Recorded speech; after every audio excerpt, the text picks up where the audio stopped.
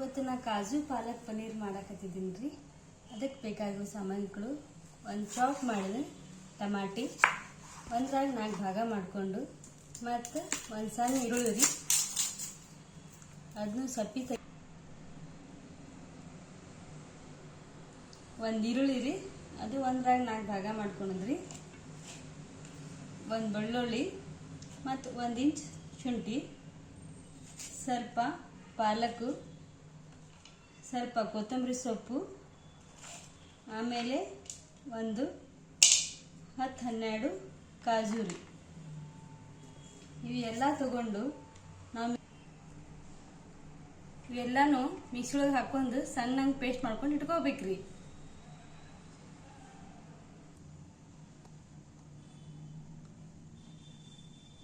ಈ ಪನ್ನೀರ್ನ ತಂದು ಸ್ವಲ್ಪ ಅದಕ್ಕೆ ಉಪ್ಪು, ಖಾರ, ಆಮೇಲೆ ಸ್ವಲ್ಪ ಮೊಸರು ಹಾಕಿ ಅದಕ್ಕೆ ಹಚ್ಕೊಂಡು ಒಂದು 10 ನಿಮಿಷ ಇಟ್ಟಿದ್ದೀನಿ ರೀ. ನಾನು ಇದನ್ನು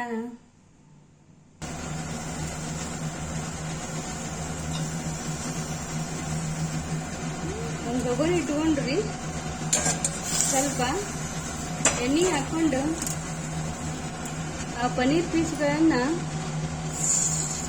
ಸಾವಕಾಶವಾಗಿ ಅದ್ರಾಗ ಹಾಕ್ಬೇಕು. ಒಂದೊಂದಾಗಿ ಸ್ವಲ್ಪ ಎಣ್ಣೆ ಬಿಸಿ ಆದ್ಮೇಲೆ ನೋಡ್ಕೋಬೇಕ್ರಿ. ಬಿಸಿ ಆಗಿತ್ತಂದ್ರೆ ಒಂದೊಂದು ಇದ್ರಾಗ ಹಾಕ್ಬೇಕ್ರಿ.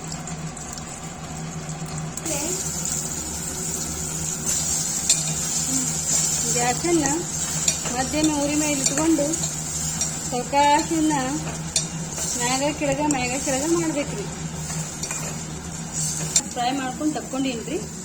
ಅದ ಕಡಾಯಿ ಒಳಗೆ ಇನ್ನೊಂದು ಸ್ವಲ್ಪ ಎಣ್ಣೆ ಹಾಕ್ಕೊಂಡು, ಅದು ಎಣ್ಣೆ ವೇಸ್ಟ್ ಮಾಡಬೇಡ್ರಿ.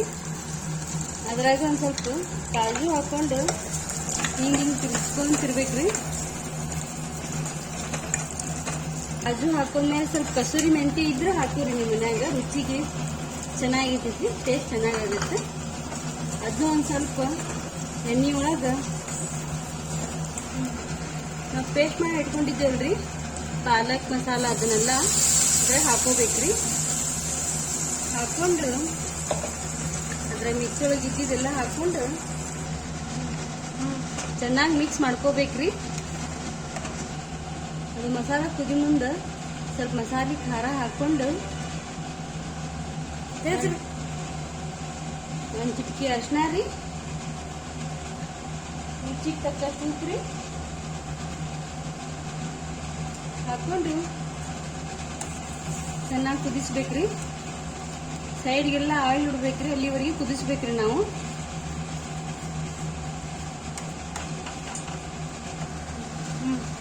ಸ್ವಲ್ಪ ಗರಂ ಮಸಾಲ ಪುಡಿ ರೀ, ಸ್ವಲ್ಪ ಹಾಕ್ಕೋಬೇಕ್ರಿ. ಈಗ ಎಣ್ಣೆ ನೋಡ್ರಿ, ಇಲ್ಲಿ ಸಾವಕಾಶ ಎಣ್ಣೆ ಬಿಟ್ಟೈತ್ರಿ. ಇದ್ರೊಳಗೆ ನಾವು ಅದನ್ನ ಏನು ಪನ್ನೀರ್ ಕುಚ್ಕೊಂಡು ಇದನ್ನ ಫ್ರೈ ಮಾಡ್ಕೊಂಡು ಇಟ್ಕೊಂಡಿದ್ದೇವಲ್ರಿ, ಅದು ಒಂದೊಂದಾಗಿ ಬಾಂಡ್ಲಿ ಒಳಗೆ ಹಾಕೋಬೇಕು. ಪನ್ನೀರ್ ಹಾಕೊಂಡು ಸಾವಕಾಶ ಹಿಂಗೆ ಮಾಡ್ಕೋಬೇಕ್ರಿ. ಅವು ಪನ್ನೀರ್ ಪೀಸ್ಗಳು ಹೊಡಿಬಾರ್ದ್ರಿ, ಸಾವಕಾಶ ತಿರಿಬೇಕ್ರಿ. ತಿರಿಯೋದು ಅದ್ರ ಮೇಲೆ ಒಂದು ಮುಚ್ಚಳ ಮುಚ್ಚಿ ಒಂದು 5 ನಿಮಿಷ ಬಿಟ್ಟು ಬಿಡ್ಬೇಕ್ರಿ. ನೋಡ್ರಿ, 5 ನಿಮಿಷ ಆದ್ಮೇಲೆ ಮುಚ್ಚಳ ತೆಗಿಬೇಕ್ರಿ. ಈಗ ನಮ್ಮದು ಪಾಲಕ್ ಪನ್ನೀರ್ ಮಸಾಲ ರೆಡಿ ಆಗಿದೆ ನೋಡ್ರಿ. ಸುತ್ತೆಲ್ಲ ಹ್ಯಾಂಗೆ ಎಣ್ಣೆ ಬಿಟ್ಕೊಂಡು ನೋಡಕ್ಕೆ ಎಷ್ಟು ಚಂದ ಆಗೈತ್ರಿ.